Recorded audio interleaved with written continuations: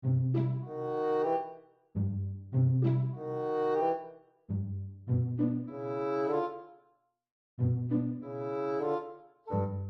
muy buenas. En este video pues vamos a mencionar un poco de lo que son las vías ascendentes y descendentes. La sección B de segundo semestre y pues bueno, tomando en cuenta lo anterior, como sabemos, se conocen que hay dos tipos de vías, las que son sensitivas y las que son motoras. Las sensitivas llamadas también aferentes y las motoras eferentes. En este caso en particular yo les voy a hablar del tracto espinotalámico, que es como su nombre lo dice, es un tracto ascendente, ya que empieza desde la espina y termina lo que viene siendo en el tálamo. Primeramente voy a mencionar que la vía espinotalámica la podemos subdividir en lateral y anterior. Primeramente les voy a hablar de la espinotalámica lateral. Su principal característica es que esta es una vía de termoalgesia, que como su nombre lo dice, termo viniendo de temperatura, es decir, frío o calor, y algesia refiriéndose al dolor. Esta vía va a comenzar en la médula espinal, como ya mencioné, en la médula espinal, y termina en la corteza cerebral. Esta vía consta de 3 neuronas. Como ya mencioné, comienza en la médula espinal y la primera neurona se va a encontrar en el ganglio de la raíz posterior. A través de este ganglio se van a crear lo que son fibras ascendentes y descendentes, que van a crear lo que viene siendo el tracto posterolateral de Lissauer. Una vez que se encuentra la primera neurona en el ganglio de la raíz dorsal, este va a acceder a el axón va a entrar a la médula por el asta posterior para hacer sinapsis en la segunda neurona, que se va a encontrar en el núcleo 2 de la laminación de Retzer, o bien sustancia gelatinosa. Este axón se va a decusar, es decir, se va a cruzar al lado opuesto, hacia el cordón lateral, de ahí viene su nombre, la vía espinotalámica lateral. De ahí va a ascender por todo el tronco cerebral, lo que viene siendo bulbo raquídeo, protuberancia o puente Barolio, y ahí mesencéfalo hasta llegar a la corteza cerebral. Aquí, a nivel de protuberancia, se va a formar lo que es el lemnisco medial. Este sirve principalmente para el relevo de la vía sensitiva, que llega al tálamo. La información va a continuar ascendiendo para encontrarse con la tercera neurona, que se encuentra en el núcleo ventro-posterolateral del tálamo. Después de hacer sinapsis, el axón de la tercera neurona va a ir a la corteza cerebral para que el estímulo se haga consciente, porque si el estímulo se dirigiera al cerebelo sería una reacción inconsciente. Más concretamente, esta acción se va a dirigir al lóbulo parietal, a la área 312 de Brodmann. Entonces, al hablar de sensaciones de calor o frío, vamos a hablar de esta vía, la espinotalámica lateral. Hablando un poco de lo que les mencioné, había otro tipo de espinotalámica, que es la anterior. Es similar a la espinotalámica lateral, solo que esta vía se va a caracterizar, en lugar de la termoalgesia, se va a caracterizar por el tacto leve. Un breve ejemplo es como cuando nos toca una hoja, a eso se refería el tacto leve, como cuando vas caminando y te topas con una hoja o alguna pluma de algún pájaro te toca el cuerpo, es sensitivo, o sea, se puede sentir. Y también se refiere a la presión, como poniendo un ejemplo, es cuando alguien nos aprieta una extremidad o nos aprieta, no sé, el hombro, el brazo, la mano, etcétera. Esta vía, como la anterior, también es ascendente, por lo tanto es sensitiva, y como todas va a entrar por el asta posterior de la médula, como lo había mencionado en la vía anterior. Esta también cuenta con 3 neuronas, al igual que la espinotalámica lateral. La primera neurona se va a encontrar como siempre en el ganglio de la raíz dorsal. Su axón tiene que entrar a la médula espinal y lo hace por el asta posterior, como lo mencioné anteriormente, y esta va a hacer sinapsis con la segunda neurona, que se encontrará en la sustancia gelatinosa.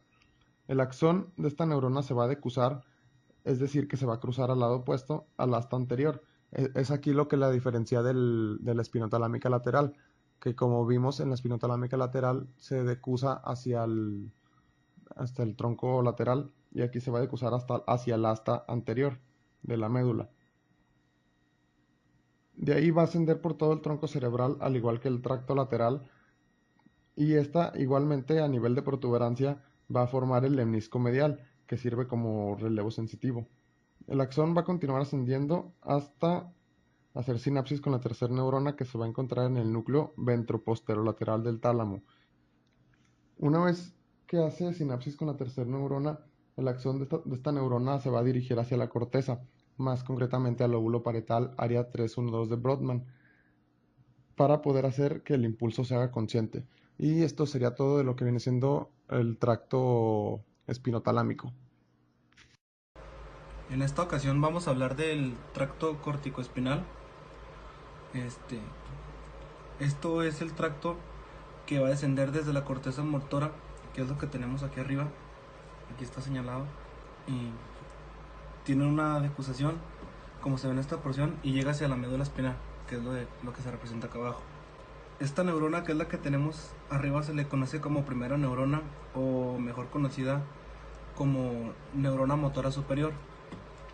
La segunda motora es la que va de la médula espinal hacia el músculo y que causa su contracción. Se conoce como segunda neurona o neurona motora inferior. Tenemos esta neurona que va a ir desde la corteza motora, va a pasar hacia el mesencéfalo y hacia el cerebro medio, más hacia abajo, a través de los pedúnculos cerebrales, que es esta porción que tenemos aquí más o menos. Va a seguir hasta el puente sin mayores cambios y después va a llegar al bulbo raquídeo. Aquí en el bulbo raquídeo va a haber unas estructuras que se llaman pirámides y van a ser muy importantes porque aquí es donde se va a dar la liposucción. ¿Qué es esto? En las pirámides se da la decusación. La decusación es que estas fibras de ir del lado derecho van a llegar hacia el lado izquierdo. Se van a cruzar en esta porción y van a continuar hacia abajo hasta llegar al nivel de la médula espinal, donde llega a sinaptarse, por así decirlo, con un músculo.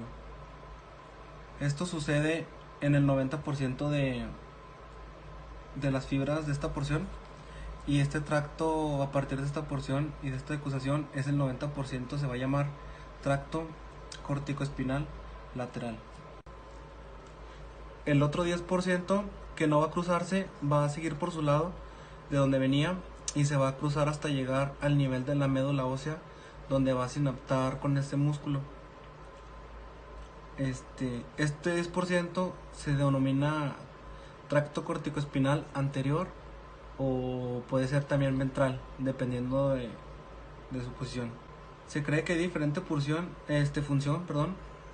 y es que hay más control cuando hablamos de tracto corticoespinal lateral, en la mayor porción del control del músculo, de los músculos distales, por ejemplo en los miembros.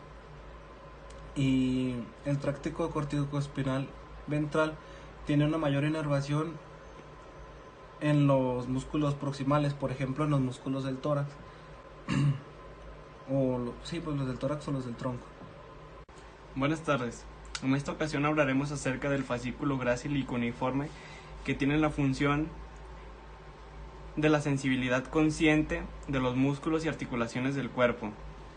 Bueno, ¿cómo se producen estos fascículos? Cuando los axones penetran a través del ganglio espinal posterior a la médula espinal, discurren directamente hacia el cordón blanco posterior, donde se van a dividir en fibras ascendentes largas y descendentes cortas. Estas fibras ascendentes largas, valga la redundancia, ascenderán ipsilateralmente, lo cual nos va a formar el núcleo grácil y núcleo cuneiforme, los cuales respectivamente enviarán información a los miembros superiores e inferiores a través de la gran decusación sensitiva que emergen las fibras del núcleo cuneiforme. Después, las caras anteriores del fascículo grácil y el fascículo cuneiforme nos van a dar unas fibras llamadas fibras arcuatas internas, las cuales nos van a dar origen al lemnisco medial. Este tiene la función de transmitir las fibras de la gran decusación sensitiva a través de lo que es la protuberancia, el mesencéfalo y el cerebro, donde van a llegar al núcleo posterolateral del tálamo y finalmente a la circunvolución precentral de la corteza cerebral.